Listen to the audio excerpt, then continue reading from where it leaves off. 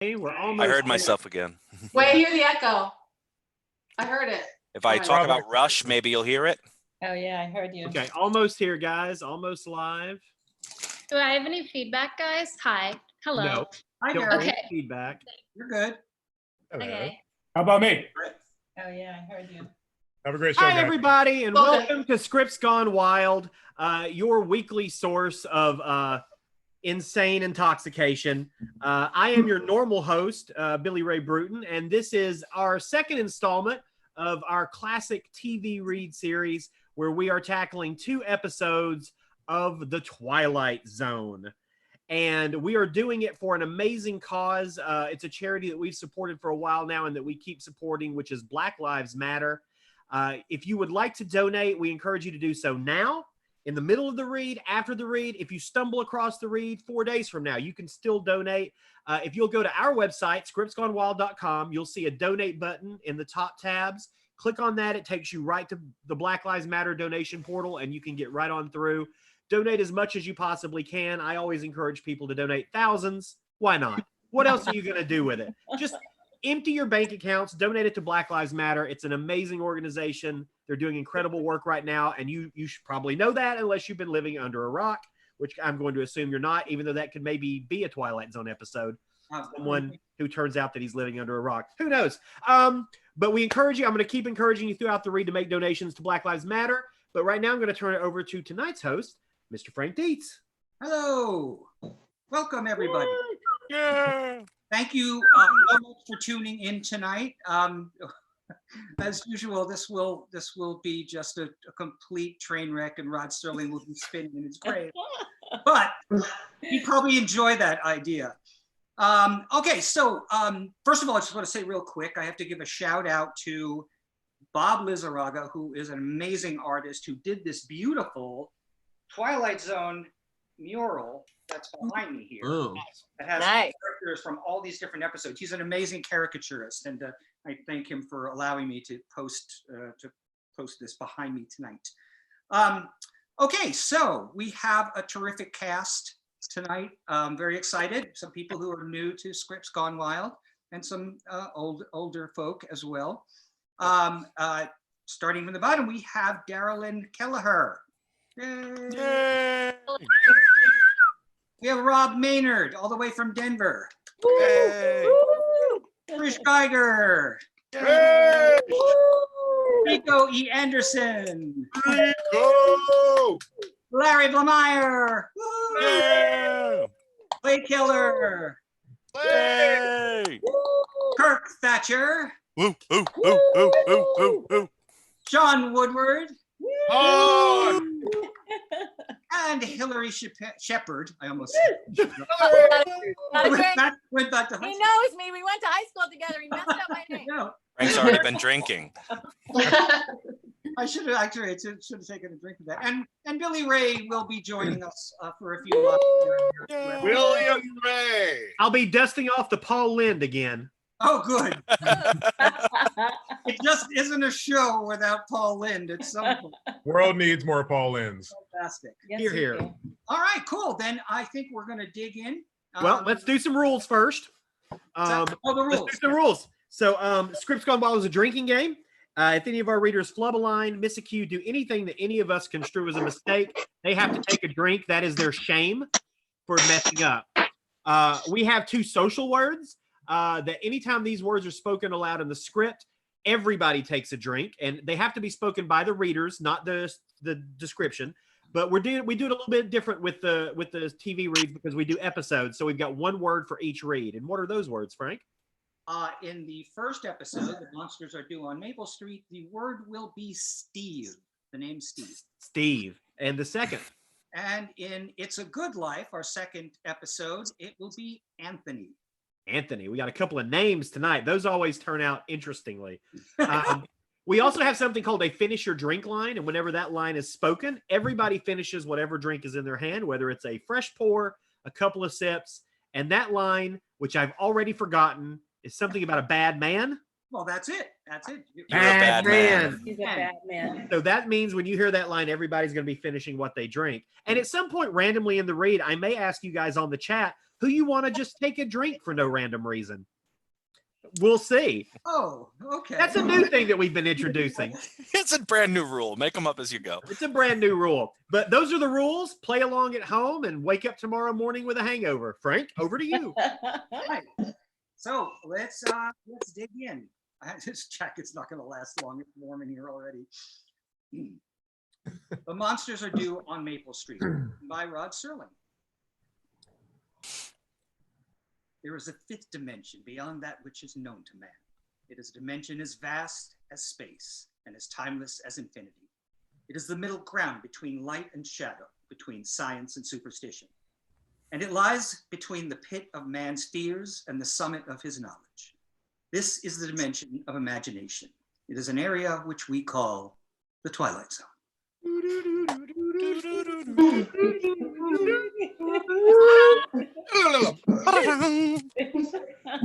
Beautiful. We start out on Maple Street.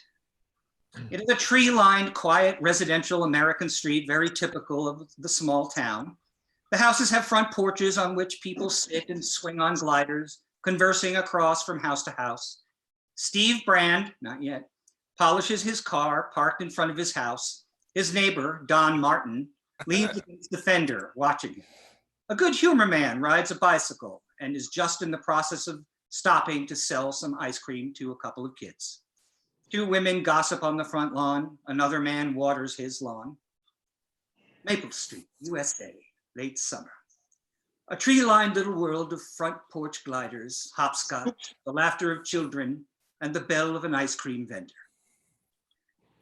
At the sound of the roar and the flash of light, it will be precisely 6:43 p.m. on Maple Street. At that moment, one of the little boys, Tommy, looks up to listen to the sound of a tremendous screeching roar from overhead. A flash of light plays on both of their faces and it moves down the street, past lawns and porches and rooftops, and then disappears. Various people leave their porches and stop what they're doing to stare up at the sky. Steve Brand, the man who's been polishing his car, now stands there transfixed, staring upwards. He looks at Don Martin, his neighbor from across the street. What was that, a meteor? That's what it looked like. I didn't hear any crash, though, did you? Nope, I didn't hear anything except a roar. Steve! Drink! What was that? Guess it was a meteor, honey. Came awful close, didn't it? Oh, too close for my money. Much too close. The people on various porches stand there watching and talking in low conversing tones. Maple Street, 6:44 p.m. on a late September evening. Maple Street, in the last calm and reflective moments before the monsters came. We see a man screwing a light bulb on a front porch, then getting down off the stool to flick the switch and finding that nothing happens. Another man is working on an electric power mower. He plugs in the plug, flicks on the switch of the power mower, off and on, with nothing happening. Through the window of a front porch, we see a woman pushing her finger back and forth on the dial hook. Her voice is indistinct and distant, but intelligible and repetitive. Operator, something's wrong on the phone. Operator. Mrs. Brand comes out on the porch and calls to Steve. Oh, sorry. Steve! Drink. The power's off. I had the soup on the stove, and the stove just stopped working. Same thing over here. I can't get anybody on the phone either. The phone seems to be dead. Hear voices creep up from down below, small, mildly disturbed voices, highlighting these kinds of phrases. Everybody say them. The power motor won't move. Get a thing on this radio. The phone doesn't work. Radio's gone dead. What do you mean you want to divorce me? I don't want to get it. Pete Van Horn, a tall, thin man, is seen standing in front of his house. I'll cut through the backyard, see if the power's still on Floral Street. I'll be right back.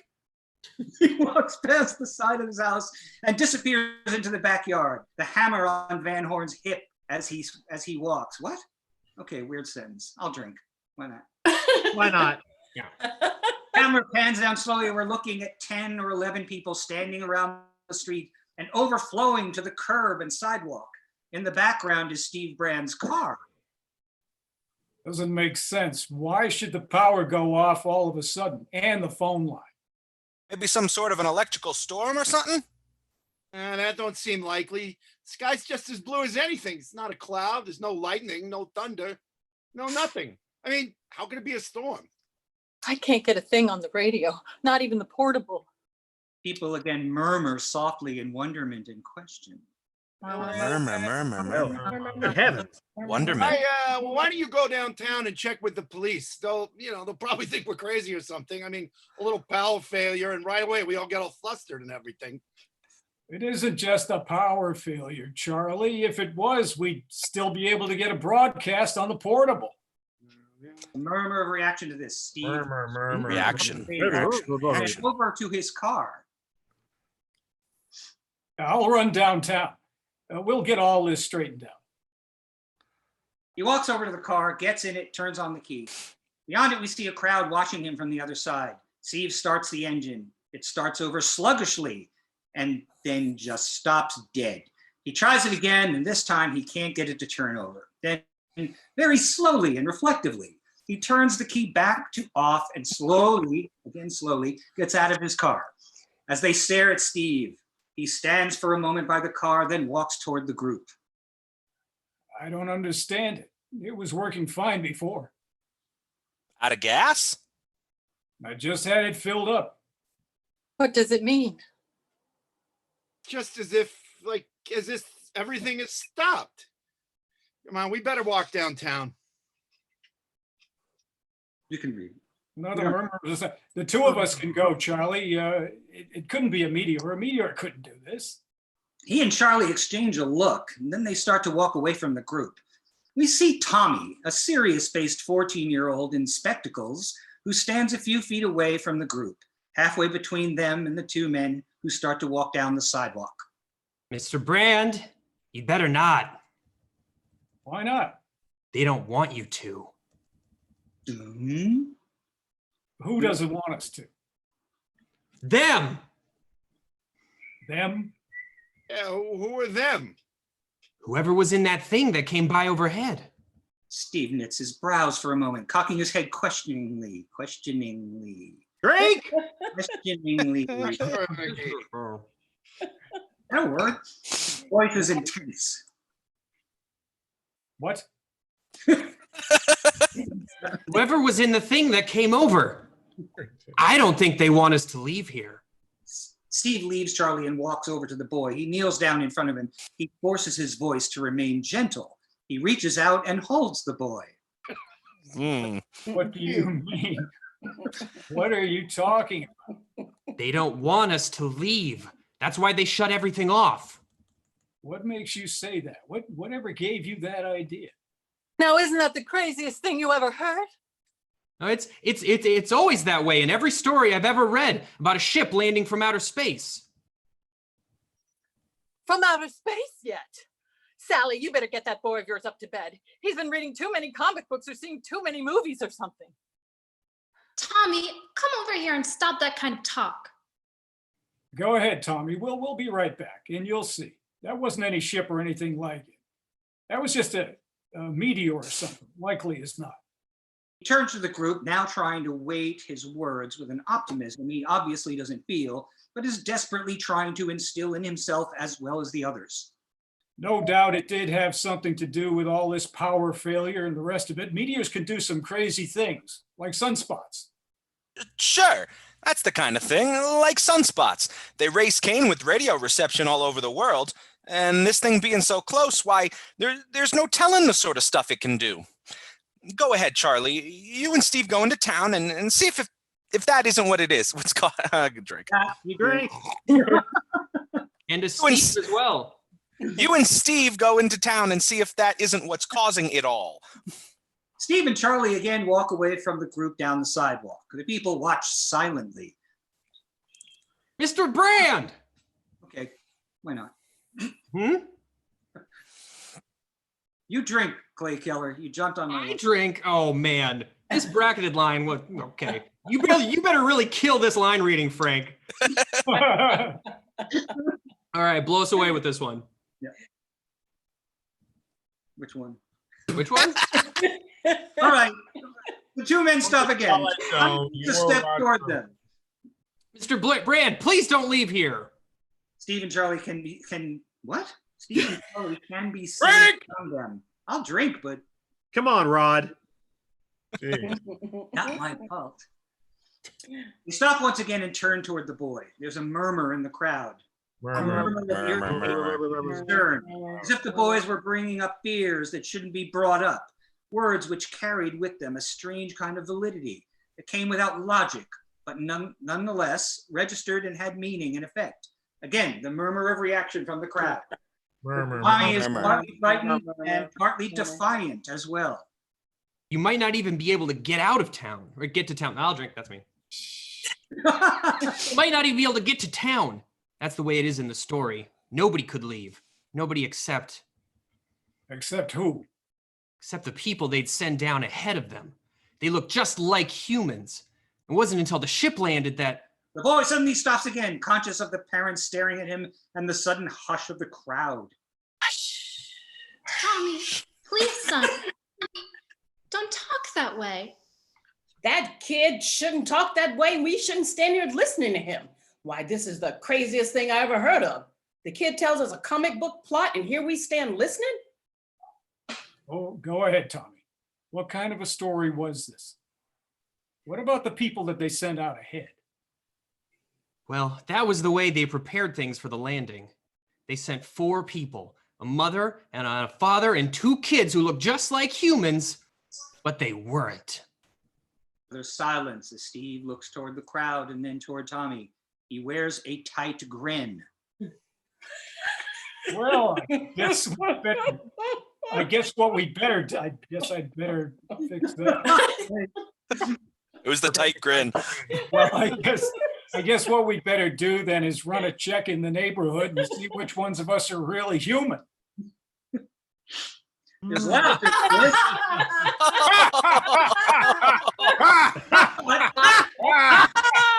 But it's a laughter that comes from a desperate attempt to lighten the atmosphere. It's a release kind of laugh. The people look at one another in the middle of their laughter. Hey, come on, there must be something better to do than stand around making bum jokes about it. I mean, I wonder if Floral Street's got the same deal we got. Where is Pete Van Horn anyway? Didn't he get back yet? Oh, suddenly that's a mistake. That's not my fault. Suddenly there's a sound of car engines starting to turn over. Oh, we look across the street toward the driveway of Les Goodman's house. He's at the wheel trying to start the car, and very good Jack Weston imitation, by the way, Kirk. I love it. Perfect. Gee, thanks a lot. Can you get it started, Les?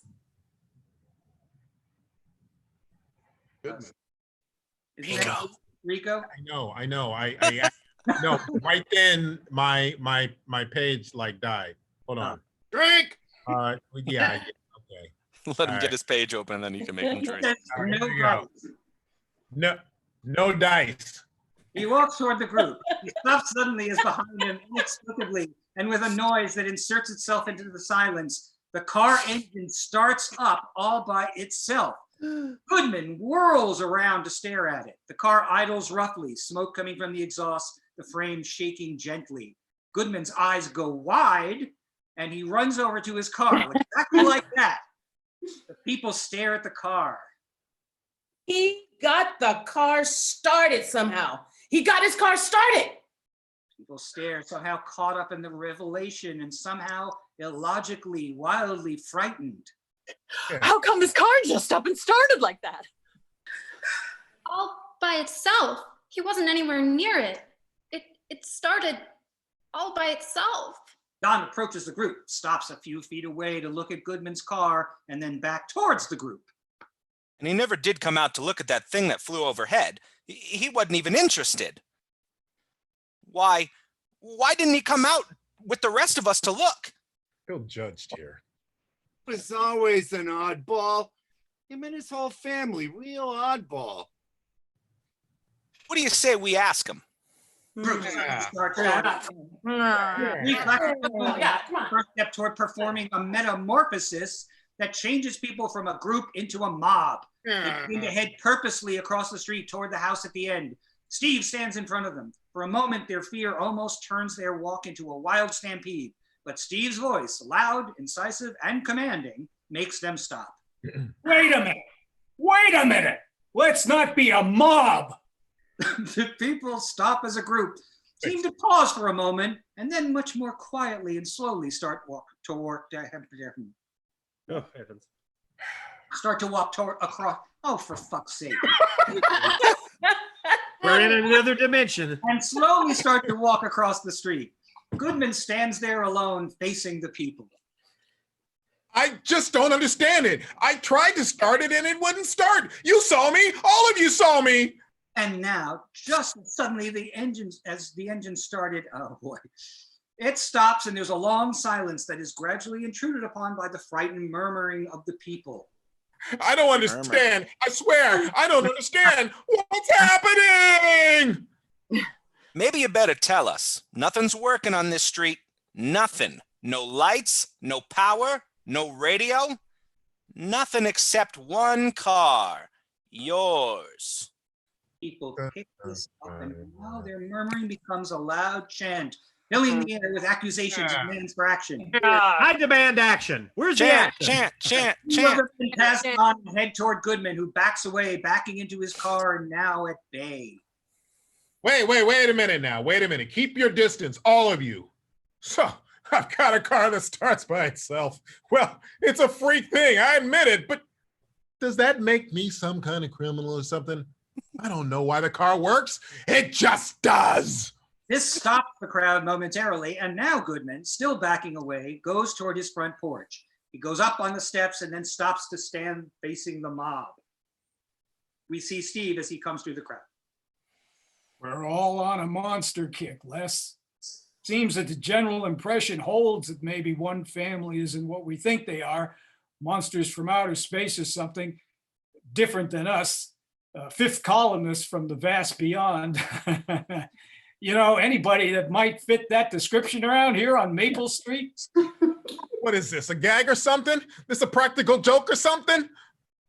You see a close-up of a porch light that suddenly goes out. There's a murmur from the group. Huh? Murmur. Light porch, light. Where's the crew? Where are murmuring from? Now, I suppose that's supposed to incriminate me. The light goes on and off. That really does it, doesn't it? Yeah.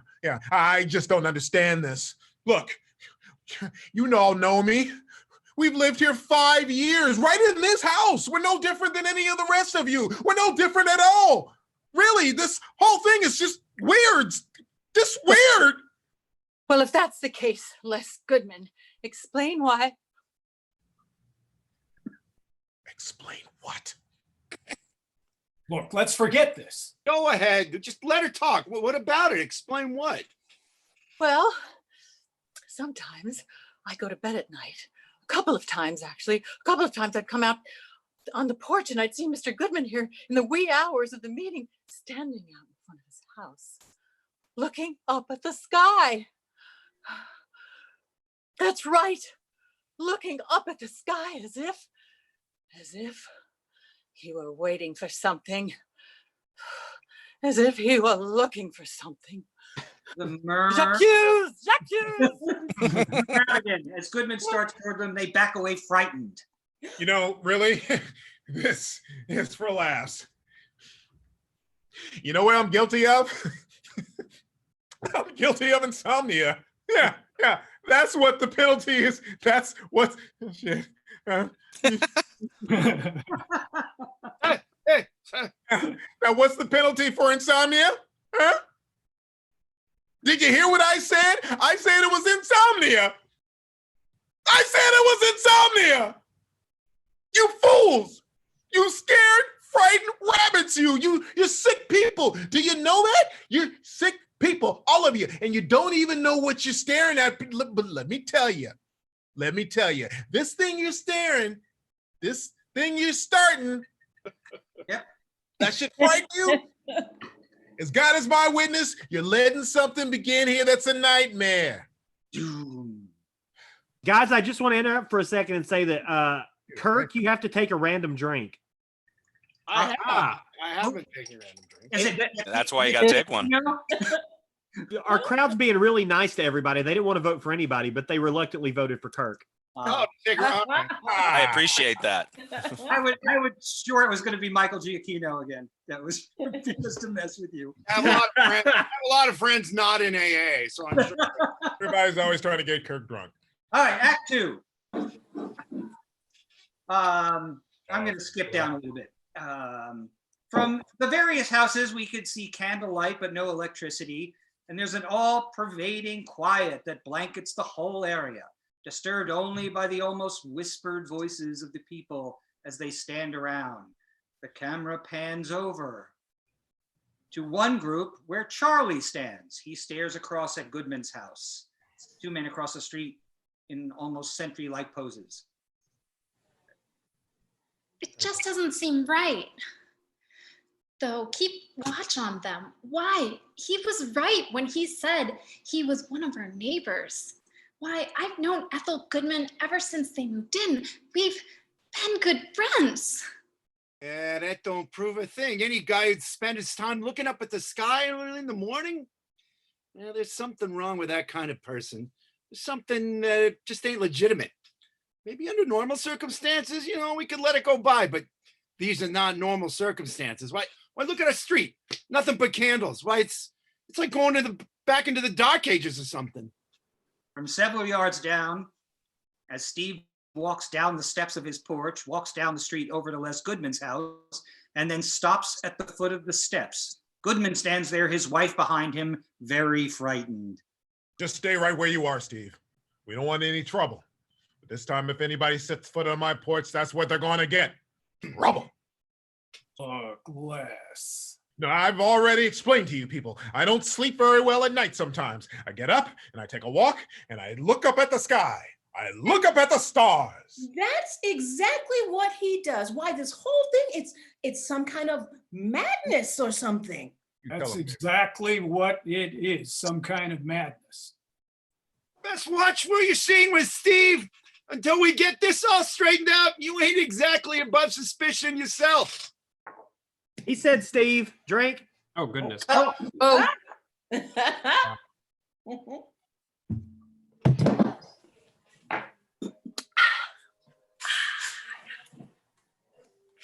Nom, nom, nom, nom, nom.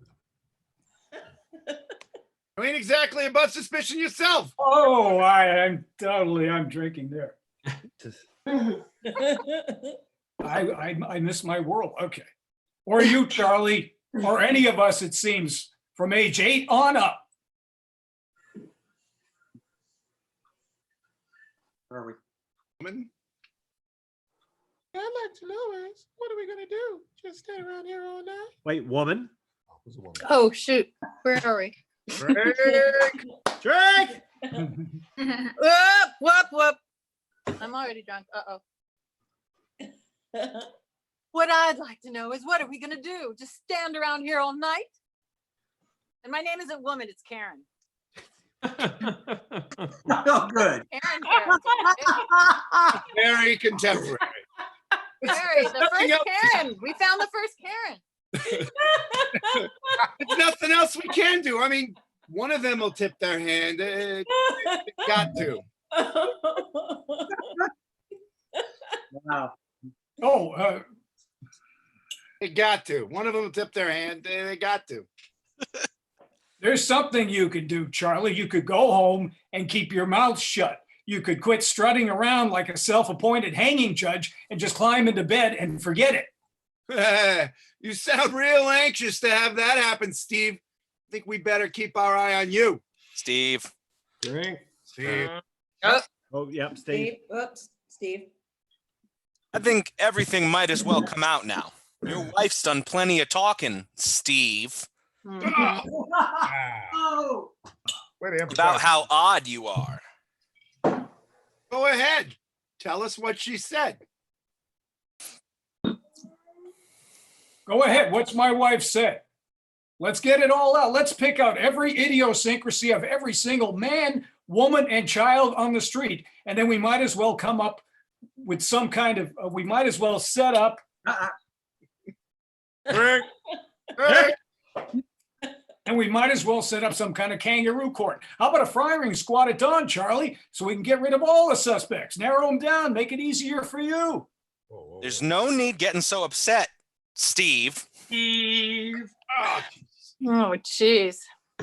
It's just that, well, Myra's talked about how there's been plenty of nights you spend hours down in your basement working on some kind of radio or something. Well, none of us have ever seen that radio. By this time, Steve has reached the group. He stands there defiantly close to them. Yeah, go ahead, Steve. What kind of radio? Steve. I have to pause for a refill in a minute. Hey, Rico, take a drink. You're next. Poor Rico. Everyone picking You him. know, I don't need this. All right, go ahead. What kind of radio set you working on? I never seen it. Neither has anyone else. Who do you talk to on that radio set? And who talks to you? I'm surprised at you, Charlie. How come you're so dense all of a sudden? Who do I talk to? I talk to monsters from outer space. I talk to three-headed green men who fly over here in what look like meteors. You too, huh? Steve! Drink. Oh, God. Double. Steve, please. I'm gonna have to burp. No, okay. It's just a ham radio set, that's all. I Should've bought a burped. book on it myself. It's just a ham radio set. A lot of people have them. I can show it to you. It's right down in the basement. Show them nothing. If they want to look inside our house, let them get a search warrant. Look, buddy, you can't afford to be. Charlie, don't tell me what I can and cannot afford. I cannot afford to. Rick! Oh, Larry. Charlie, don't tell me what I can't afford. And stop telling me who's dangerous and who isn't, who's safe and who's a menace. And you're with him too, all of you. You're standing here, all set to crucify, all set to find a scapegoat, all desperate to point some kind of finger at a neighbor. Well, now look, friends, the only thing that's going to happen is that we'll eat each other up alive. Charlie suddenly grabs his arm. That's not the only thing that can happen to us. A figure has suddenly materialized in the gloom, and in the silence, we hear the clickety-clack of slow, measured footsteps on concrete as the figure walks slowly toward them. One of the women lets out a stifled cry, grabs her boy, as do a couple of others. It's the monster! It's the monster! Another woman lets out a wail, and the people fall back in a group, staring at the darkness and the approaching figure. People stand in the shadows watching. Don Martin joins them, carrying a shotgun.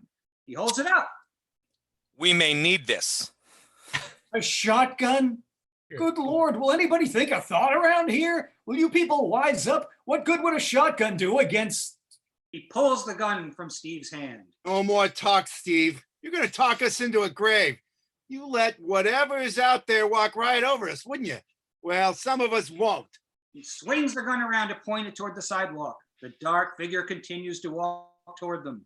The group there, fearful, apprehensive, mothers clutching their children, men standing in front of their wives. Charlie slowly raises the gun. As the figure gets closer and closer, he suddenly pulls the trigger. The sound of it explodes in the stillness. Ouch! There's a long shot looking down at the figure, who suddenly lets out a small cry, No. stumbles forward onto his knees, and then falls forward on his face. Don, Charlie, and Steve race forward over to him. Steve is there first and turns the man over. Now the crowd gathers around them. Pete Van Horn. Ooh. Pete Van Horn? He was just going to go over to the next block to see if the power was on. Oh. You killed him. Charlie, you shot him dead. But I didn't know who he was. I certainly didn't know who he was. He comes walking out of the darkness. How am I supposed to know who he was? Steve, you know why I shot. How was I supposed to know he wasn't a monster or something? Look, we're all scared of the same thing. I was just trying to protect my home. That's all. Look, all of you. That's what I was trying to do. I didn't know it was somebody we knew. I didn't know. There's a sudden hush and then an intake of breath. We see a medium shot of the living room window of Charlie's house. The window is not lit, but suddenly the house lights come on behind it. Charlie, the lights just went on your home. Oops, I got a drink. Why did the lights just go on? What about it, Charlie? How come you're the only one with lights now? Yeah, that's what I'd like to know. They pause, they all stare toward Charlie. You were so quick to kill Charlie, and you were so quick to tell us we had to be careful of. I screwed that up. That's a Rico. What? You were so quick to kill Charlie, and you were so quick to tell us who we had to be careful of. Well, maybe you had to kill. Maybe, Peter, there was trying to tell us. My internet's messed up.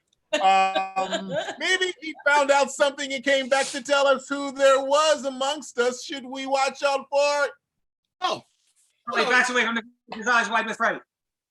no, it's nothing of the sort. I don't know why the lights are on. I swear, I don't. Somebody's pulling a gag or something. Bumps against Steve, who grabs him and whirls him around. In Claw Bacon style. Okay. Oh. Roll around, Kirk. Roll around. World. Steve, stop whirling me. I'm gonna barf. Gag, Charlie, there's a dead man on the sidewalk and you killed him. Does this thing look like a gag to you? Charlie breaks away and screams as he runs toward his house. No, please. A man breaks away from the crowd to chase Charlie as the man tackles him and lands on top of him. That's not a sentence. The other people start to run toward him. Charlie is up on his feet, breaks away from the other man's grasp, lands a couple of desperate punches that push the man aside. Then he forces his way, fighting through the crowd to once again break free, jumps on his front porch.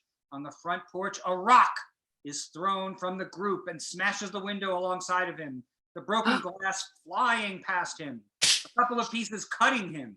He stands there perspiring, rumpled, blood running down the cut from his cheek. His wife breaks away from the group and throws herself into his arms.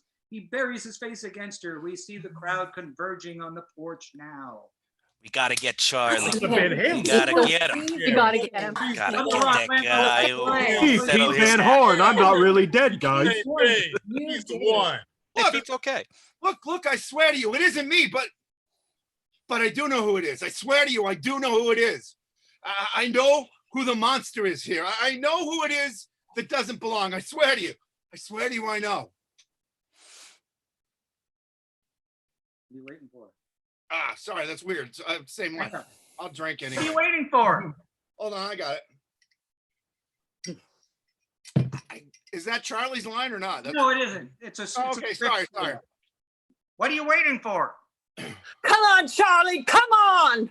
Who is it, Charlie? Tell us. All right, Charlie, let's hear it. It's I'm gonna keep saying it until then.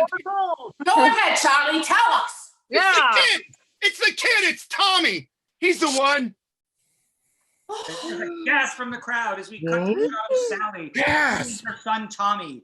The boy at first doesn't understand, and then realizing the eyes are all on him, buries his face against his mother. That's crazy. That's crazy. He's a little boy. But he knew. He was the only one who knew. He told us all about. How did he know? How could he have known? Various people take this up and repeat the questions aloud. Yeah, how could he have How known? did he know? Kid answer.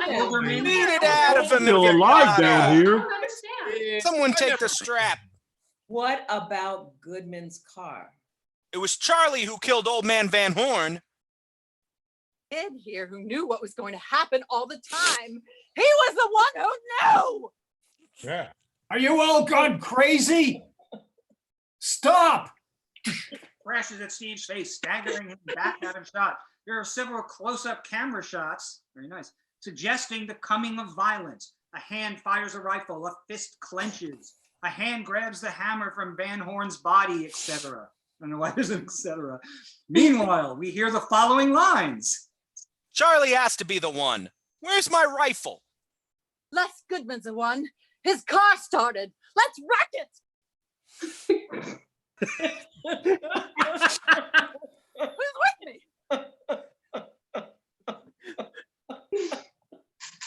Mrs. Goodman, baby, you got the floor. Oh, wait, maybe it's me. What about Steve's radio? He's the one that called him. Tell him, baby. Yeah, smash the radio. Get me something. Yeah. Stop. Where's that kid? Let's get him. There was a Steve. There was a Steve in Mrs. Goodman's line. Yes, there was a Steve. All right. Okay. Oh, sorry. There was one earlier, and I was the only one who drank, but I am Steve. Yeah. It's a crowd starts to converge. Leave your tattletale. Who grabs the child and starts to run with him. The crowd starts to follow at first, walking fast, then running after him. We see a full shot of the street as suddenly Charlie's lights go off and the lights in another house go on. They stay on for a moment, then from across the street, other lights go on and then off again. Uh-oh. It isn't the kid. It's Bob Weaver's house. It isn't Bob Weaver's house. It's Don Martin's place. I tell you, it's that kid. It's Charlie. He's the one. Move to a series of close-ups of various people as they shout. Oh!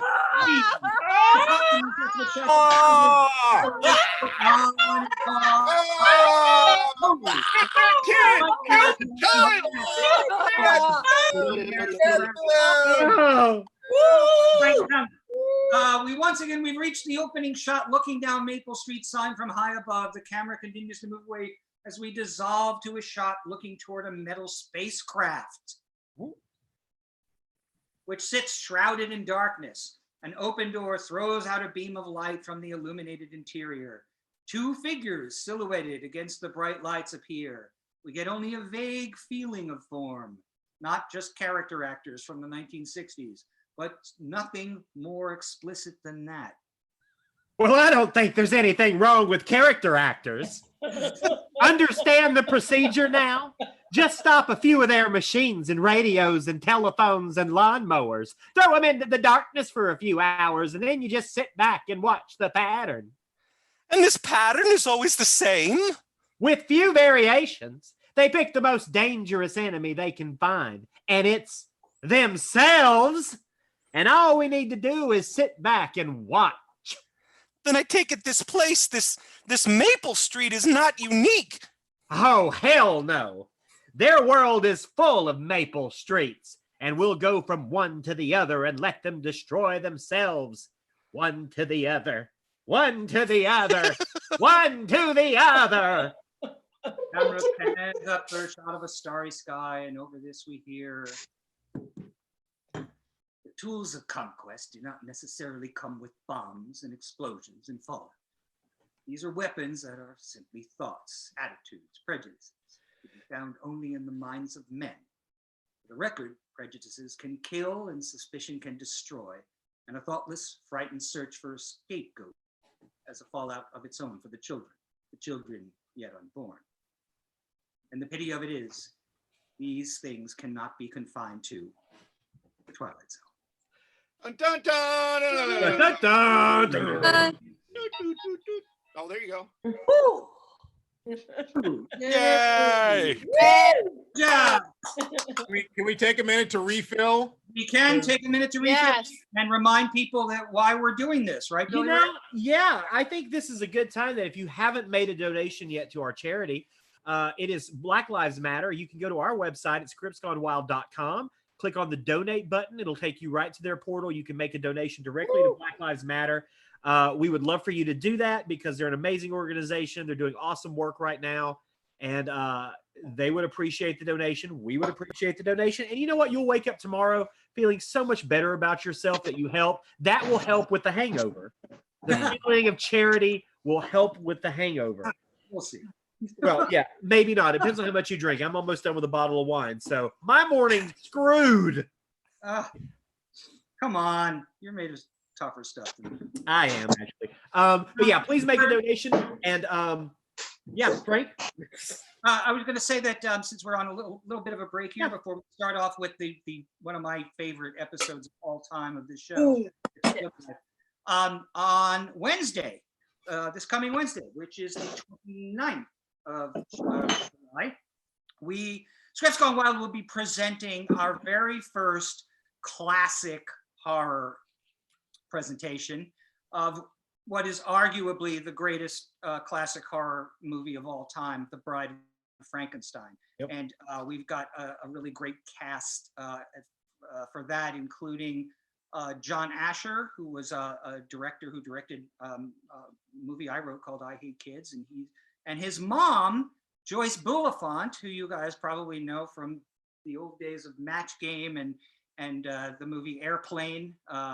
Mary Tyler Moore Show. From Deadwood is also in the cast, and From Supernatural. He's got a lot of Supernatural fans. And Billy Butler is in it. Billy's been killed by every single modern horror monster in the books. Like, he's been killed by like Jason, by Michael Myers, by Texas Chainsaw People, whatever. Leprechaun? Kimmy Shields from Insatiable is in the cast. It's a great cast. We're gonna have a lot of fun with it because it's a wonderful movie. Number one, there's a lot of humor in it, and it's a beautiful film. And I think we're gonna just really disrespect it in so many ways. In all the best ways. Oh, and that's to benefit LA Food Banks, which are also a charity that really needs our help right now. So please join us for that on Wednesday evening. Yeah, 7:30 here on YouTube, and we'll be pimping it out all through the week, so we won't let you forget about it. Yeah. Cool. So as soon as we have Shawn back, I think we can get going. Did the aliens know that was going to happen? You know, I think they planned that, right? It happened in every single neighborhood. Yeah. I'm going to make someone take a random drink now. I'm letting the chat people vote. You're asking them to vote now. Yeah, I'm asking them to vote on who takes a random drink now.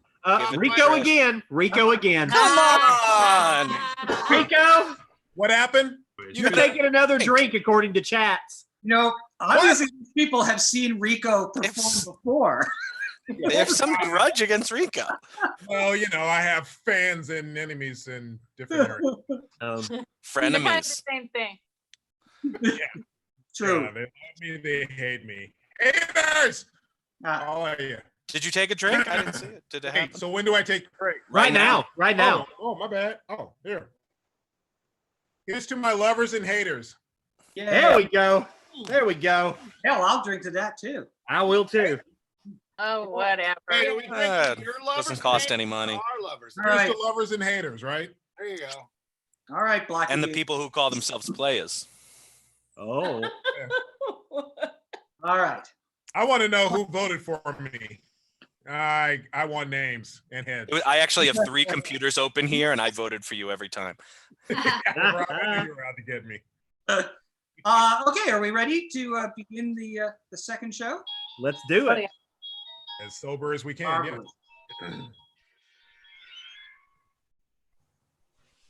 Okay. It's a Good Life. Also by Rod Serling. Right. Act 1. Prolific guy. Standard road opening. And that's a way to kick it off, right? All right, I'll skip. We see an Ohio countryside favoring several small, attractive farmhouses, and off in the distance, the small, typical country town. There are wheat fields that shine golden in the sunlight, and off in the distance, in one of those fields, a farmer using horses plows up a section of the acreage. The sense of this whole scene in its preliminary is that of an almost idyllic, ageless beauty and repose. Down the road, we see a bicycle approach with a big basket strapped in front, carrying groceries. Bill Soames pedals it toward the Fremont house. Over this moving shot of the bicycle, we hear, Tonight's story on the Twilight Zone is somewhat unique and calls for a different kind of introduction. This, as you may recognize, is a map of the United States. I don't have one, but just go with it. And there's a little town there called Peaksville. On a given morning not too long ago, the rest of the world disappeared, and Peaksville was left all alone. Its inhabitants were never sure whether the world was destroyed and only Peaksville left untouched, or whether the village had somehow been taken away. They were, on the other hand, sure of one thing: the cause. A monster had arrived in the village. Just by using his mind, he took away the automobiles, the electricity, the machines, because they displeased him. And he moved an entire community back into the Dark Ages just by using his mind. Now, I'd like to introduce you to some of the people of Peaksville, Ohio. This is Mr. Fremont. It's in his farmhouse that the monster resides. This is Every time. This is Mrs. Fremont. And this is Aunt Amy, who probably had more control over the monster in the beginning than almost anyone. But one day she forgot. She began to sing aloud. Now, the monster doesn't like singing, so his mind snapped at her and turned her into the mindless, vacant thing you're looking at now. She sings no more. And you'll note that the people in Peaksville, Ohio have to smile. They have to think happy thoughts and say happy things, because once displeased, the monster can wish them into a cornfield or change them into a grotesque walking horror. This particular monster can read minds, you see. He knows every thought. He can feel every emotion. Oh yes, I did forget something, didn't I? I forgot to introduce you to the monster. This is the monster. His name is Anthony Fremont. He's 6 years old, with a cute little boy face and blue, guileless eyes. When those eyes look at you, you better start thinking happy thoughts, because the mind behind them is absolutely in charge.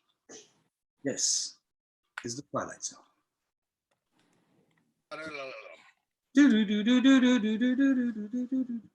was hoping for a sound effect there. Okay. Holmes carries the grocery toward the house. We see in his face a nightmarish fear that is beyond the telling. He forces a smile that is grotesque in every aspect as he walks over toward the little boy. Who's Bill? Somebody's Bill. I'm Nobody's. Bill. Who's Bill? No, I'm Bill. I'm Bill. Okay. I'm Bill. Rico was just getting into character. I come from the school of dramatic pauses, so just leave me alone. It never fails. I love it. Go ahead, Bill. Howdy, Anthony. Mighty good to see you today. Mighty good. And it's such a good day. A real good day. Isn't it, Anthony? Said Anthony. There's two Anthonys. Yeah. Anthony. Oh, shit. Friends, drink. On the surface of this little boy's face, smudged with dirt, bright-eyed and not unattractive, but looking at it deeper, we see that it's not really a normal face at all. Perhaps it's in the eyes or in the look or whatever it is, the eyes tell that this is a monster. He looks up at Bill Soames and nods, pan over to Aunt Amy as she slowly turns her vacant eyes over to Soames. It's a terrible hot day, though. It's a terrible hot day. Oh, I wouldn't say that, Aunt Amy. No, sir. I wouldn't say that at all. No. It's fine. It's just fine. It's a real good day. As he starts to carry the groceries up the steps, stops, looks off at something a few feet away, cringes, shakes, turns his head away. What are you doing, Anthony? Anthony. Anthony. Oh, Anthony. My, that's real good. Whatever it is. I was just wondering, what are you doing? I made a gopher with 3 heads. See him? Yeah, he's a real fine one. I ain't never seen a gopher with three heads. I'll make him dead now. I'm tired of playing with him. Be dead. Gopher, you be dead. No, that's real fine, Anthony. Real fine what you've done. You made him dead. That's good you done that. That's Oh, good. Anthony. There's an Got Anthony. it. Good catch. Ain't he an ugly thing though?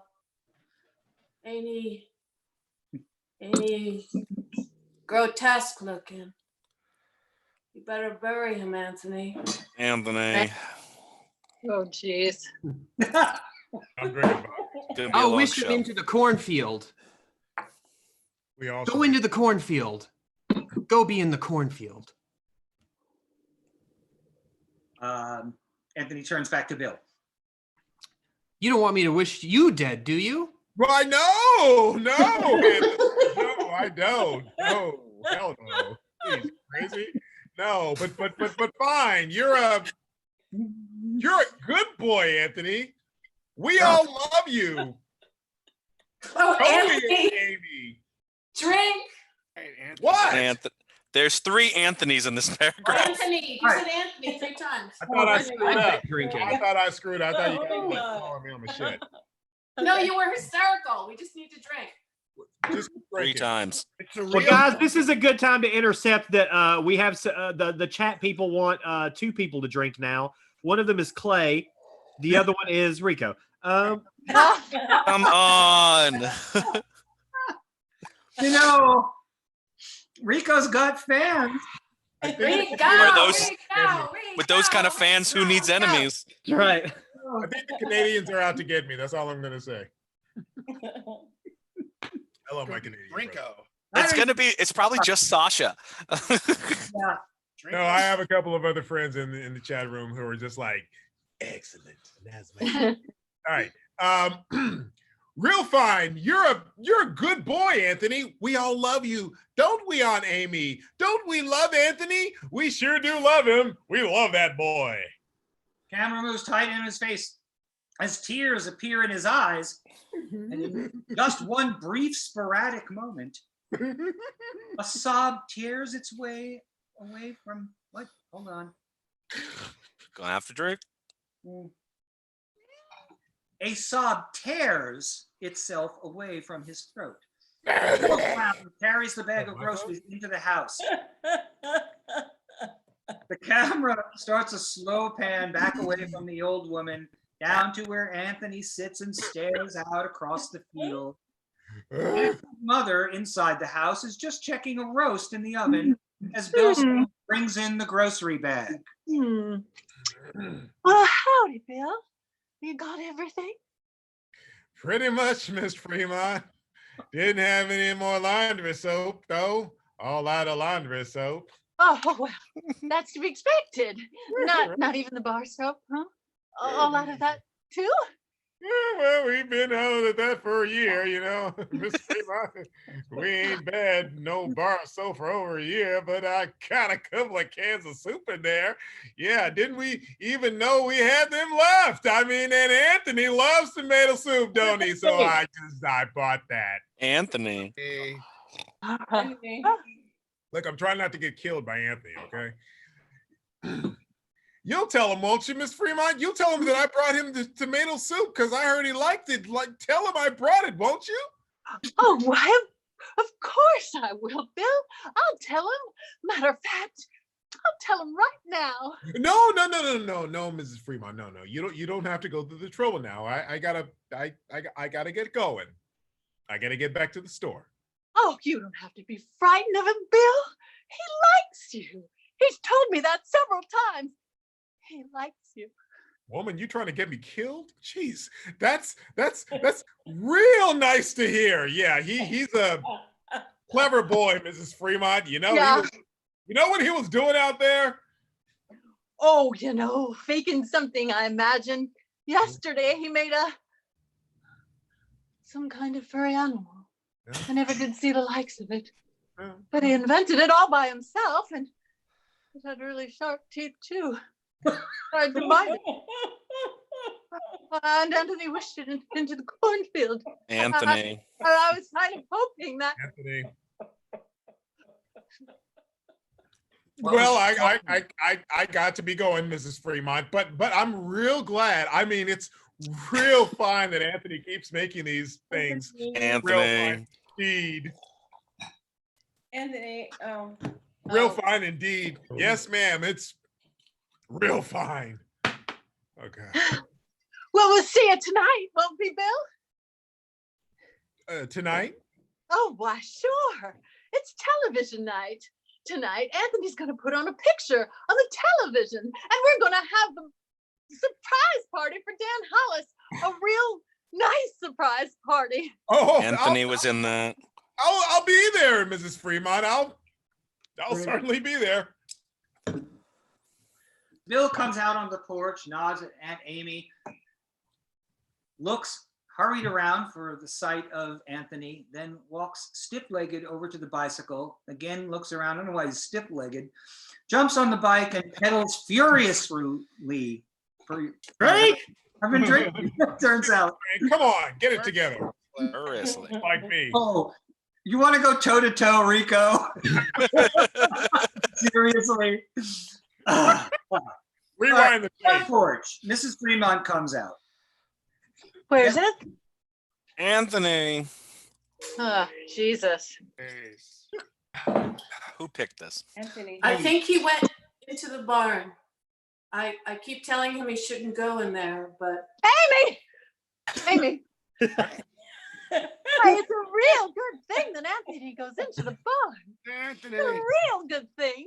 Anthony. but Agnes, I might need to pause for another refill. Just saying. Agnes, he ain't even around now. You don't have to say that. But even so, Amy, even so, it's nice that he goes into the barn. It's real nice. I don't think anything bad of him. But he isn't even around. Amy, dear, you know as well as I do, sometimes he can hear you. He can hear you, and we're thinking no matter what, where he is, I got a drink. Sorry. Yeah. That was bad. Oh my God, this right so small. So you think real nice things, Amy. Real nice things about how good it is that Anthony's going into the barn and tonight, tonight, we are gonna have Don Hallis's birthday, and his name is Dan, so I have to drink. And we'll watch a nice television that Anthony shows us on the screen for us, and we'll just have a delightful time, all of us. Oh, I gotta drink again. Just real nice, real delightful time. There's two Anthonys in that paragraph. Oh my gosh. There you go. Anthony. All right. Okay, we look over at Aunt Amy, who looks up at the hot summer sky. But it's such a hot day. I hope it cools off tonight. Oh, I wouldn't say that, Amy. No, it's just right. It's a real good day.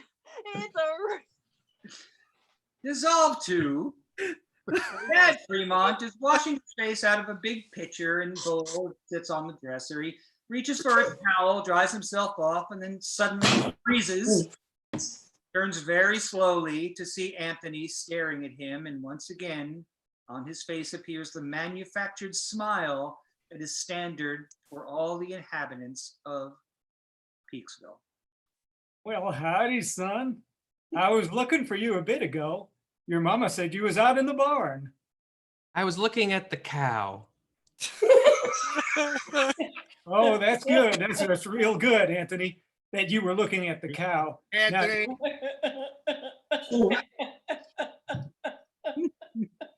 Now you wasn't playing any tricks.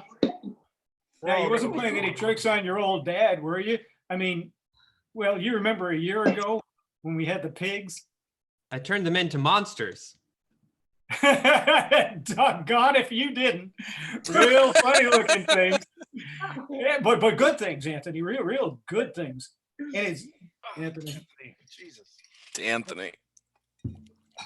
real good things. And it's good that you did that. It's real good. Television night tonight. I'm going to make television for everybody. You sure are. Everybody's looking forward to it too, just like they do every week when you make television. And we're going to have the surprise birthday party for Dan Hollis too. Oh, sorry. We really are. Drink. Yeah. And he looks around the room, whatever. As his eyes pass over the expectation of It's not my fault this time, horror right? can be wrought here, then breathing heavily and with the same gargoyle smile. Was you looking for something, Anthony? Can I get you something, son? Anthony. Oh, Anthony. Like No every kids sentence came to over to him. play with me today. Not a single one. And I wanted someone to play with. Well, now, Anthony, you remember the last time some children came over. Anthony. Yeah, Anthony. Hey, Rob, give us a break, man. Jeez. Hey, I didn't write the script and I didn't pick the word, man. I wanted to pick good.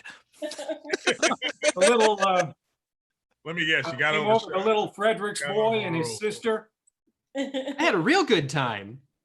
Oh, sure you did. Sure, you had a real good time. And it's good that you have a good time. It's real good. It's just that, It's just that what? well, it's just that you wished them into the cornfield, but their mommy and daddy were real upset. About what? Oh, I didn't mean upset. It was real good that you wished them into the cornfield, real good, and everybody was glad. But if you wish people away like that, there won't be no one left. Maybe next week, Anthony. Anthony. Larry, say son instead of Anthony. No, don't do it, Larry. Sacrifice for your art. No. The integrity of the piece. No. You get no- Bad man, Rob. You're a very bad man. We'll talk to some of the folks about having their children come over. We'll do that, won't we? And you can make some of those funny animals that you make. That's fun, isn't it? That's a lot of fun. Jeez, Dad, come on,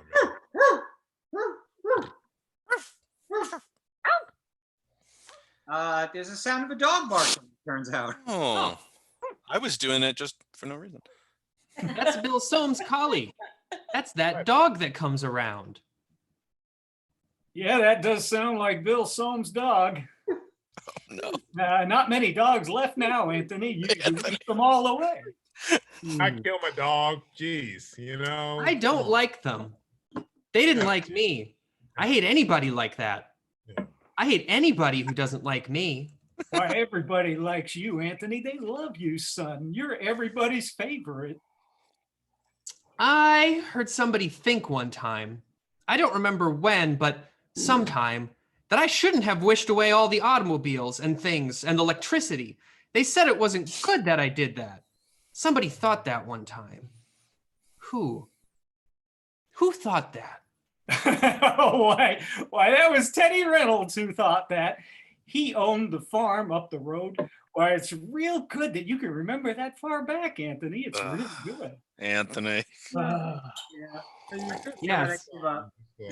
And I remember what I did to him too. I made him go on fire, and he ran through his field screaming for the longest time. Yes, I remember that.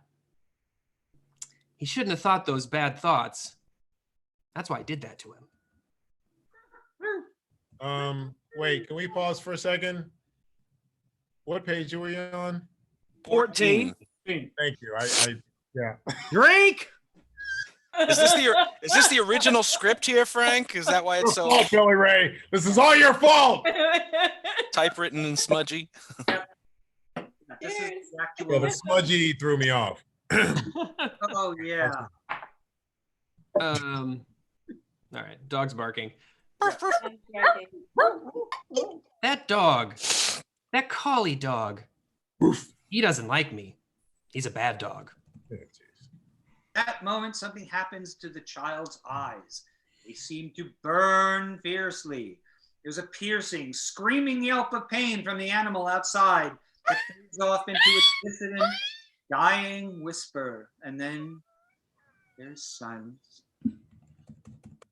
Well, now, Anthony, did you do something to Bill Soames' dog? Did you? Anthony. Yeah. That's the last straw. Looks around. Yes, he did. Jeez.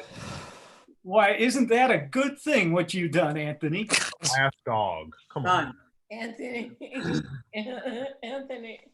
I need a refill, so I'll be right. Oh,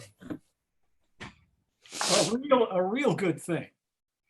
But it would be another good thing if you wished what was left of him into the cornfield. It's a good thing what you did to him, but Put him in the cornfield. Nods, concentrates, and then looks back at his father. I put him in the cornfield. He isn't outside anymore. He turns and walks out of the room. And back for a medium close of Dad Fremont as he stands at the window, his head down, fingers clenching and unclenching. Footsteps approach. That's makes sense. Footsteps approach, and Mrs. Fremont enters the room. Her face is white and stricken. Bill Soames' collie was out in the yard. I heard him barking and then he screamed. I didn't see it happen, but Aunt Amy said it looked like somebody had taken a torch and why Anthony done that? It was a real good thing that Anthony done it, wasn't it, honey? Wasn't it a real good thing? that's yeah. two Anthonys. Oh my! Oh, to Anthony. Bill have any say so in all this? Jeez. Oh my Oh, God. yes, indeed. It was a real good thing that Anthony done that. Well, I Anthony. can get back and get supper ready. And, Anthony, drink. oh, boy. Oh. Anthony's bringing over a cake for Dan. She found the last box of cane sugar that there was to be found. The very last box. And Dan hasn't got one single inkling that there's a surprise party for him. Not one. That's good. That's real good. And you know how much Dan likes music. Well, last week, Thelma Dunn found a record in her attic. That a fact? Yes. And she's going to give it to him tonight. Isn't that a wonderful surprise? Well, now it sure is a record. Imagine. That's a real nice thing to find. What record is it? Oh, it was Perry Como singing, "You Are My Sunshine." Well, doggone it. I always liked that tune. How did Thelma happen to find it? Oh, just looking around for new things. Mm-hmm. Say, who has that picture we found a while back? I kind of like that old clip that Probably is really the same word, actually. That old clipper sailing along. Oh, the Smiths. Next week, the Sippages get it, and they give the Smiths old McIntyre's music box, and we give the Sippages. Her voice fades off as the camera moves over to Dad Fremont, who turns and looks out the window. But it's good. It's good that it's turned out this way. It's real good. So That's good. what it is. It's real good. Real good. Real good. You know, Rob, if it had the word had been good, we'd all be dead. Hey, you act like Anthony was a lot better. Right? Right. All right. Jeez. Look, you know what? Improvise, folks. No, come on. The integrity. Rod Serling. The rules are the rules. Tony, if we go by The rules Tony, are the rules. Thank you. Billy and we appreciate rules. When we did Die Hard, Chris Reed kept saying Nakatomi Tower, even when it wasn't in the script, just to mess with us. Perfect. He sure did. All right, Act 2. There are perhaps 6 couples sitting around staring at the television set. The camera pans across the faces of these people. Each wears a fixed, forced smile, and at intervals they applaud as if by direction. On the TV, by the way, are 2 triceratops, stop-motion triceratops, who are fighting each other. That's Lost Continent, right? Apparently, it was an outtake from Lost Continent with Cesar Romero, I believe. Anyway, Yes. but it's as if they were all robots with someone pushing a button somewhere directing them.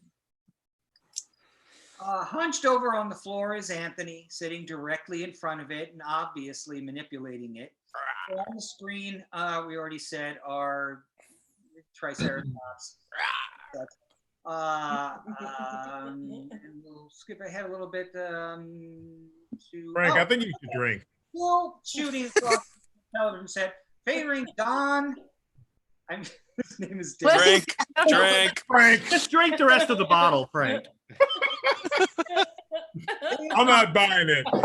Hollis and his wife, Ethel Hollis. They sit close together, holding hands tightly. Piled alongside the Hollises are his collection of gifts, pitiful fragments from another time that everybody collected for this special occasion. A nondescript wooden carved box, a half bottle of peach brandy. Hey. Hey. Right, etc. At this moment, Anthony jumps up. The television screen goes blank. Goodbye, Triceratops. The entire room applauds. That's all the television there is. Hey. It was wonderful, Anthony. Wasn't it, everyone? Wasn't Anthony's television wonderful tonight? Damn it. Oh, yeah. 2 Anthonys. Son of a, jeez. It's going to get worse in this scene, I bet. It was much better than the old television. Yeah, so it absolutely was. Yes. It was so much better. It must have been an RCA. Fuck old television. And now, Green, come on. Anthony, cover your ears. It's Now, the big surprise for Dan's birthday. Go ahead, Ethel. Give your hubby the big surprise. Ethel goes over to the spot behind the sofa and takes a circular wrapped package, hands it to Hollis. He looks at it, grinning. What? What's this? What? Oh, Perry. Perry Como. I haven't heard Perry Como in years and years. I haven't heard Perry Como in years and years, he said. Happy birthday, darling. Happy birthday. Hey, you better be careful. I'm holding a priceless object here. Wow, look, do you think we could play it? Gosh, what I'd give to hear some new music. just the first part, the orchestra part, just before Como sings. Sober silence as everyone stares at him. And then I don't think we'd better, Dan. After all, we don't know just where the singer comes in. It would be taking too much of a chance. We better wait until you get home. he reluctantly puts the record down on the table. It's good that I can't play it here.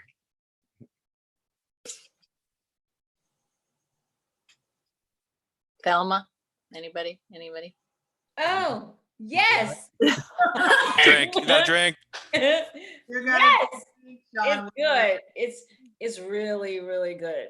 She's pissed that she's my wife. That's just, come on. We all are. All pissed. Now, Yeah, we're all pretty mad about it. Now I think it's time for Pat Riley to pay some. Whoops, not pay piano. Nope, not pay. To play some piano for us. How about it, Pat? My pleasure.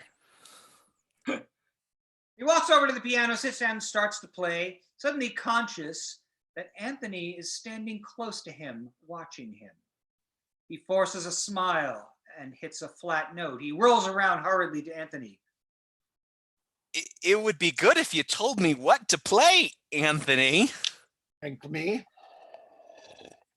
Anthony, It would be real good if you told me what music you like.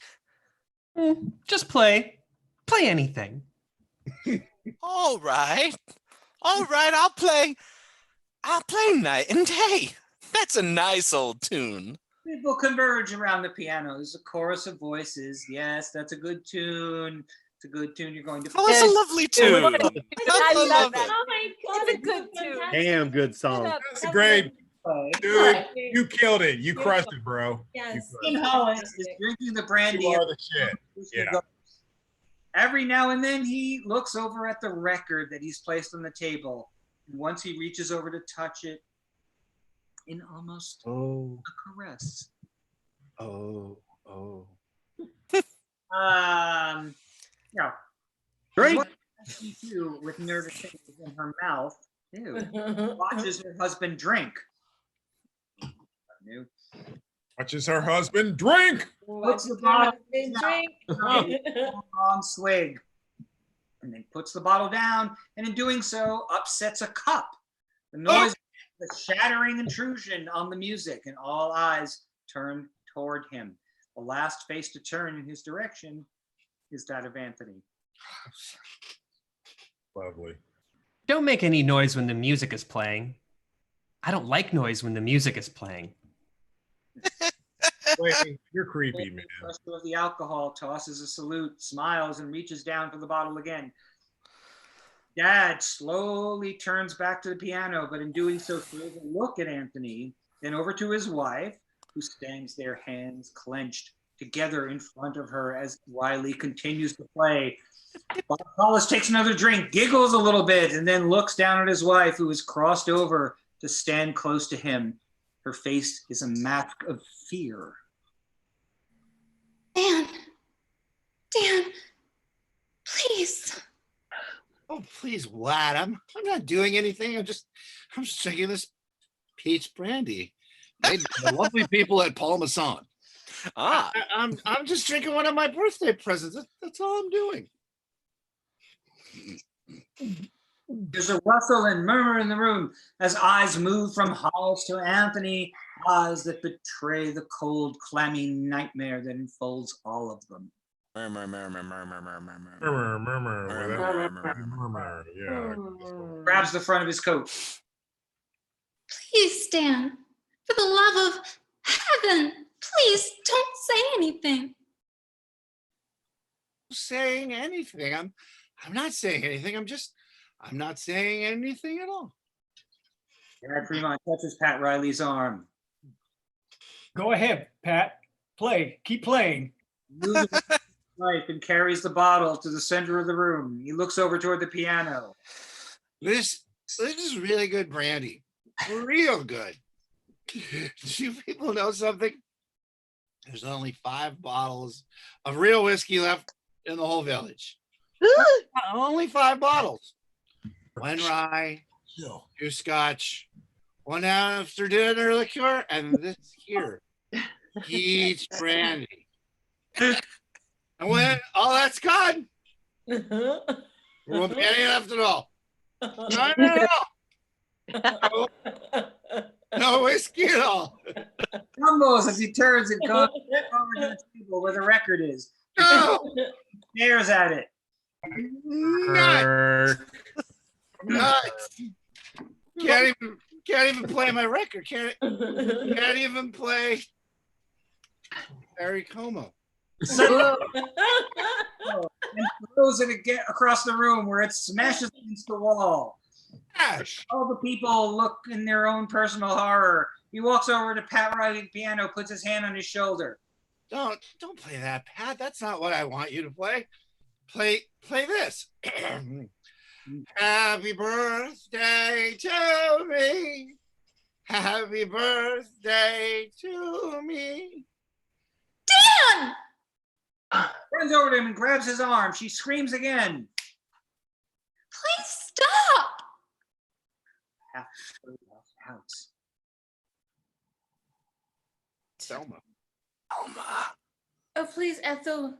Drink! a drink in solidarity. As the 2 men grab Ethel and pull her away, one of them covers her mouth with his hand. Happy birthday, dear Danny. Happy birthday to me. Play it, Pat. Play it so I can sing it right. You know I can't carry a tune unless somebody plays it. Face is sweaty and white, his hand shaking on the keys as he starts to play something like Lover in a slow waltz tempo, but his hand fumbling so badly over the keys that every other note is flat and wrong. Turns very slowly away from the piano bench. That's Hollis. He stares across the room at Dad Fremont and Mrs. Fremont, who stands close by. He suddenly whirls around and hand on the Whirl, key. Clark. Whirl. All sound in one burst of discordant chord. Break! That's why it's written, man. Break, Discordant break. chord is that's a great phrase. At the Fremonts. Let him have it. You, Me? you and her. Me? You had him. It's like Will Ferrell doing Harry Carey. You had him. You have him. No, have him. It is adopted. Oh, Oh, God. you are my sunshine, my only sunshine. You make me happy when sky, when blue. It struggles in the embrace of Jim who hold her. As he stops singing, he looks down at the floor and then looks up. Where Anthony stands watching him, his cold little eyes surveying him, the little face a mask. You, monster, you dirty little monster, you murderer. You go ahead, Anthony. Anthony, Anthony. do not refill your drinks right now, folks. If you look at the bottom of the page, do not Drink what you got. Call do it not refill anything. a Friday. You go ahead. You think about me. You think bad thoughts about me, and maybe some man in this room, some man with guts, somebody who's so sick to death of living in this kind of place and is willing to take a chance. Little Bill Shatner there for you. We'll sneak up behind you, lay something heavy across your skull, and end this once and for all. Oh, We have to finish our drink now. let the man deliver. In due time, my friend. In due Do time. it. Let him Come deliver. on, let's go. Let's go. Get it. Rico had to Let's do hear his it. joke. Come on. Man, I've drunk more than all of y'all put together. So. Here it is. Come on. Here's the Gary line. to extend that line. streak. You're a bad man. Woo! You're a very bad man. Oh, that's it. Empty the. Wait, is that the empty? Oh, shit.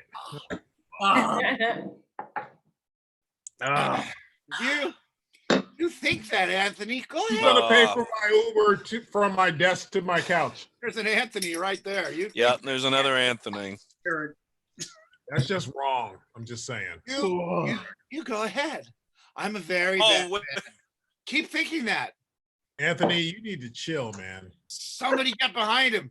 Somebody end this now while he's thinking about me. Why doesn't somebody take a lamp or a bottle or something and Arm points to Hollis. You're a very bad man. All right, we already Does did that it. count? Is that another You empty? keep thinking bad thoughts about me. Wait a minute. Does that count? Is that another empty? Your glass? We No. already did it. No, we just do Okay, it one good. time. Good. Thank you. His eyes turn bright. Where are we at? Who's drinking because somebody screwed up on their line? Doesn't matter. No one did. Nobody screwed up. There we Oh, no, are. we're good. Really? No, he did good. I just thought we had to empty twice. No, I'll drink just because I accuse you all of something that J'accuse. Yeah. you didn't- Very bad. J'accuse. False accusations are another finish your drink. Wait, can Sorry. you not make me go into the cornfield, please? I have so much to live for. Drink for? You're a very bad man. Except that you're too entertaining. I've been called a very bad man since I was 6, so I'm just. The women scream. They usually do. It's away. Because he Where are we? What page? 25? is on the 25. wall. way to kill the moment, Rico? He's a jack. That's what you pay me for, damn it. I don't know. Who's... Everybody look at Kirk because that's what he is. He's a jack in the box. Yes. Yeah, but what is he in the show? Yeah, son runs over to his son. Robb Maynard here till Tuesday and every other Tuesday after that. Anthony, wish it away. Wish it. Well, make up your mind. What Anthony. should you do? Also, Anthony. Okay. I think it looks pretty good. It looks really good. Pretty hot. Wish it into cornfields. Please, son. Wish it into the cornfield. He was a bad man, so I turned him into a snake. A snake that still had his bad face. Original script. And this one, it's a Jack in the Box. I know. Bad face. Wait, snake. So in the original script, he was a snake? Yeah, sounds cool. But in the show, he's a jack-in-the-box. Yeah, but No, I remember that, and it is cool. But Yeah, it was good. Trippy. He was a jack-in-the-box first, and then he turned into a snake. It was a jack in the box. There you It was really trippy. there I you see go. you agree with me, Homer. No, there's just air conditioning in this room. No, Hilary was like, she was like, very equal about it all. A snake, a jack-in-the-box. Huh. Well, everyone's right. It's so good. It's a good thing. Right. Yeah, keep grinning when you say that so you don't get It's a good thing. So All right, I'm sorry, where are we? Let's let Anthony continue his performance. Anthony continues.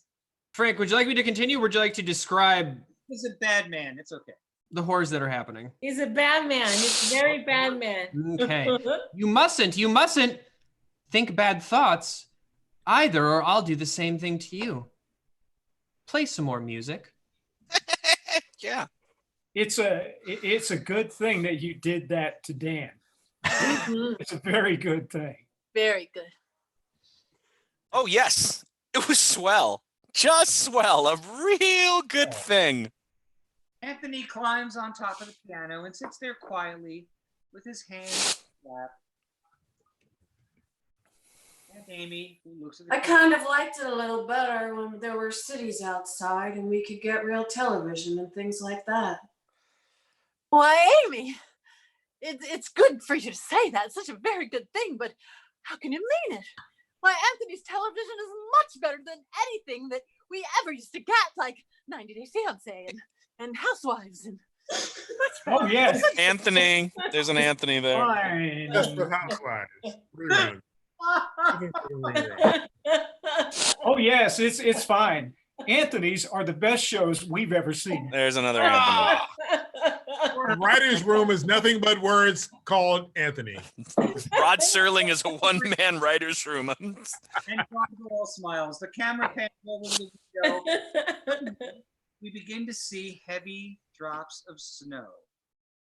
It's snowing outside. Anthony, are you making it snow? Maybe it's cold outside. Anthony. Yes, Maybe it's cold outside. I'm making it snow. So happy that you drive. That'll kill off half the crops. Out your hat, your That's hat. what that'll do, Anthony. Anthony. Beautiful. But it's good that you're making it snow. It's real good. And tomorrow will be a good day. a real good day. I really can't stay. Pull away from the piano He across has out there. Anthony, I can tell you now, you're adopted. where Eyes are like starlight. like crazy. I'll hold your hand. It's almost over. Rico, please. Rico, just. What, mute, Rico? He only has two more Anthonys in I his only have paragraph. to- Let him get through them. Get it out, Frank. Frank, quick. You don't have to drink for these because it's me. All right. Ready? Okay. No comment. I'm drinking anyway. The only one who introduced- Frank's talking, but I can't hear him. All right, I'll start over. Stop. No comment. Okay. No comment at all. We only wanted to introduce you to one of our very special citizens, little Anthony Fremont, age 6, who lives in a village called Peaksville in a place that used to be Ohio. And if by some strange chance you happen to run across him, you had better think only good thoughts. Anything less than that is handled at your own risk. Because if you do meet Anthony, you can be sure of one thing, that you have entered the Twilight Zone. And drink because you said Anthony. Yes, drink it. Anthony twice. Wow. Do do do do da da da. Billy Ray, do I send my dialysis bill to you? Still have peach bread? That was like pulling teeth. David, it's all we have. Wait, why did I get a thing from Zoom saying that the host wanted to unmute me? I think someone accidentally muted you, Rico. Accidentally.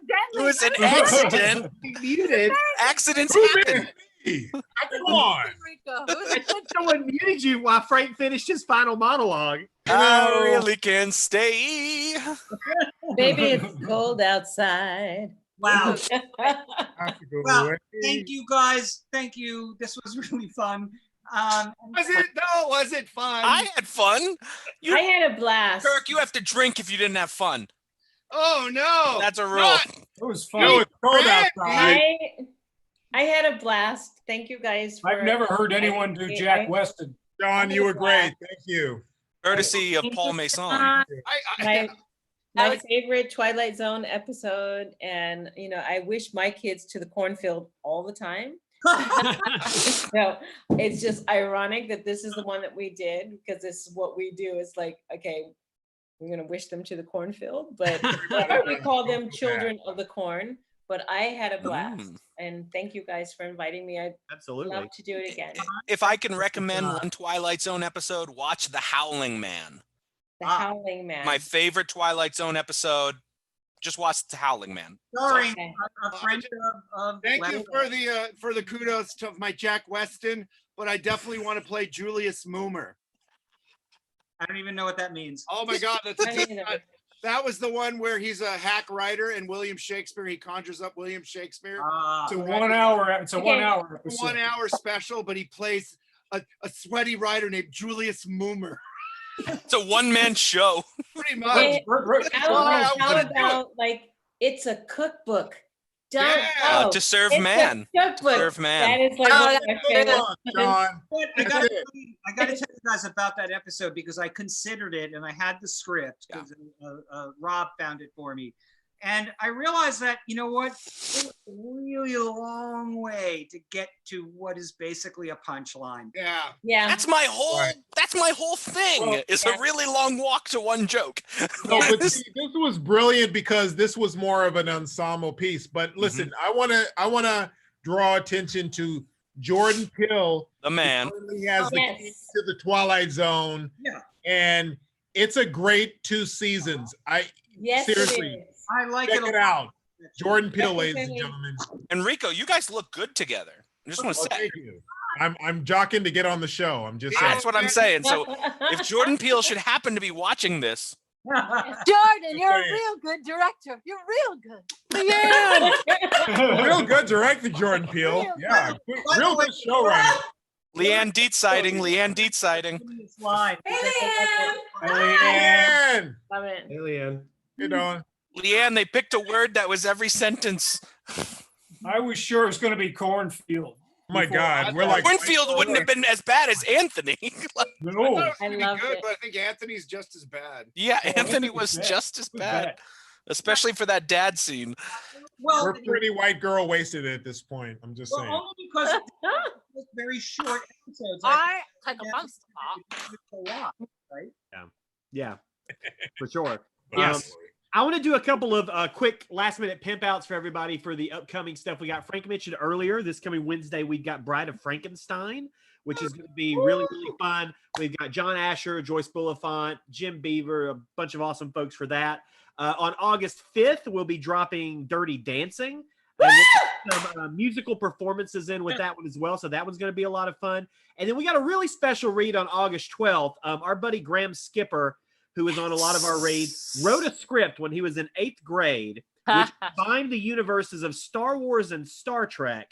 It's called Star Wars, Star Trek, The Expulsion. And we're going to be reading that script on August 12th. We've got Yuri Lowenthal, who is the voice of Spider-Man in the Spider-Man video game.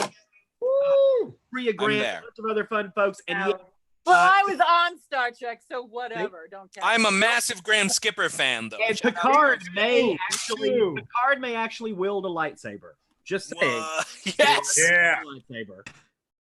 Blasphemy! But that's all of our fun stuff. And you can also check out, we've got happy hour episodes. We interview folks who've done reads with us. We've got one that just dropped today with Alex Marshall Brown. We've got one dropping next week with Brian Cogman.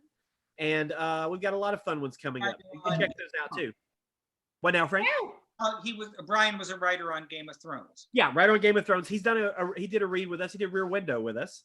And is a frequent guest on Clay Keller's Screen Drafts podcast. Yeah.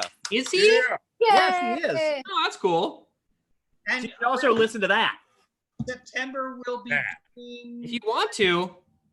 Well, That's all the podcast there is, Billy Ray. That's right. Hey, there's at least one That's other all the podcast. podcast there Also, is. After the expulsion reading, the Graham Skipper read, we do have a reading. We have an all-female, all-person of color read of Reservoir Dogs. Nice. Yeah, we have Fright Night after that, and then we have The Burbs and The Shining. Damn, you're busy. Wow. When do you sleep, Billy Ray? When do you sleep? I don't. Billy I Ray love just has an that. off switch. And This that's is pretty my much it. sleep. This is my sleep. And if you if you weren't planning on watching Dirty Dancing or Bride of Frankenstein, this is all the encouragement you need. Rico's doing both of them. Rico, I'm in. I want to be baby. Rico, I want to be baby. I want you to put me in a corner. Oh, Wow. wow. Shawn, you understand that nobody puts baby in a corner, Oh, but nobody puts baby in a corner. I'll see what I can do Rico. for you, girl. I got you. I got you. I got you. Is it hot in here or is it just Rico? Woo! You all log off real quick. No, this is what DMs are for, Rico, to slide into. Thank Not use the phrase slide into. This is a family show. all you guys for being part of this tonight. It means so much to us, and it means so much to the charity that we Thank you. support always. So Yes. so thank you. Yeah. Thank you, everybody. Awesome. Thank you, guys. Thank you. A lot of fun. Thank you. Wow. Thank you, For everybody, having for tuning me. in. Thank you Bye, for having me. everybody.